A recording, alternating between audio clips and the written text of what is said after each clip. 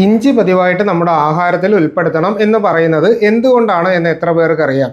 ഇതിൻ്റെ പ്രധാനപ്പെട്ട കാരണം എന്ന് പറഞ്ഞു കഴിഞ്ഞാൽ ഇതിൻ്റെ അകത്ത് ജിഞ്ചറോൾ എന്ന് പറയുന്ന ഒരു കണ്ടന്റ് ഉണ്ട്. അപ്പോൾ ഈ കണ്ടന്റ് എപ്പോഴും നമ്മുടെ ദഹനത്തെ ഇമ്പ്രൂവ് ചെയ്യാനും വിശപ്പില്ലായ്മ, അസിഡിറ്റി, പുളിച്ചു തകട്ടൽ മുതലായിട്ടുള്ള പ്രശ്നങ്ങളെയൊക്കെ മാറ്റി നിർത്തിയിട്ട് നമ്മുടെ ദഹനം പ്രോപ്പർ ആക്കുന്നതിനും ഇത് നല്ല രീതിയിൽ സഹായിക്കുന്നുണ്ട്. ഇനി രണ്ടാമത്തെ ഗുണം എന്ന് പറഞ്ഞാൽ ഇഞ്ചിക്ക് എപ്പോഴും ഒരു ആൻറ്റി ഇൻഫ്ലമേറ്ററി ആക്ഷൻ ഉള്ളതുകൊണ്ട് തന്നെ നമ്മുടെ ശരീരത്തിൽ ഉണ്ടാകുന്ന നീർക്കെട്ട്, സന്ധിവേദന, അതുപോലെ തന്നെ നമ്മുടെ മസിൽ പെയിന് മുതലായിട്ടുള്ള കാര്യങ്ങളും ശരീരത്തിൻ്റെ പല ഭാഗത്തായിട്ട് നീര് കെട്ടിക്കിടക്കുന്നത് പോലെയുള്ള എന്തെങ്കിലും പ്രശ്നങ്ങളുണ്ടെങ്കിൽ ഇവയൊക്കെ നല്ല രീതിയിൽ കുറയ്ക്കുന്നതിന് വേണ്ടിയിട്ട് ഇത് സഹായിക്കുന്നുണ്ട്.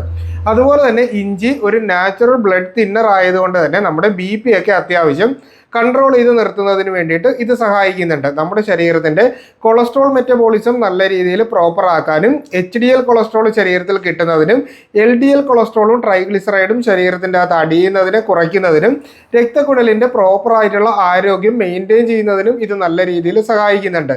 പിന്നീട് നമ്മുടെ ശരീരത്തിൻ്റെ അകത്ത് മെയിനായിട്ട് വരുന്ന മറ്റൊരു ഫംഗ്ഷൻ എന്ന് പറഞ്ഞു കഴിഞ്ഞാൽ നമ്മുടെ ഈ തൊണ്ട റിലേറ്റഡ് ആയിട്ടുള്ള പ്രശ്നങ്ങൾ, ശ്വാസകോശ സംബന്ധമായിട്ടുള്ള രോഗങ്ങൾ, അതുപോലെ തന്നെ നമുക്കുണ്ടാകുന്ന മൂക്കൊലിപ്പ്, ജലദോഷം മുതലായിട്ടുള്ള പ്രശ്നങ്ങളൊന്നും വരാതിരിക്കുന്നതിന് വേണ്ടിയിട്ട് ഇഞ്ചി നല്ല രീതിയിൽ സഹായിക്കുന്നുണ്ട്. പക്ഷേ വെറും വയറ്റിൽ നമ്മൾ ഇഞ്ചി കഴിച്ചാൽ ചിലർക്കൊക്കെ ഈ ദഹന പ്രശ്നങ്ങളോ അല്ലെങ്കിൽ എന്തെങ്കിലും തരത്തിലുള്ള അസിഡിറ്റിയൊക്കെ ഉണ്ടാകാനുള്ള സാധ്യതയുള്ളത് കൊണ്ട് തന്നെ നമ്മൾ ആഹാരത്തോടൊപ്പമോ ഇല്ലെങ്കിൽ ഒരു 11 മണിക്കോ വൈകുന്നേരം ഇഞ്ചി ചായ ആയിട്ടോ നമ്മൾ കഴിക്കുന്നതായിരിക്കും ശരീരത്തിന് ഉത്തമം.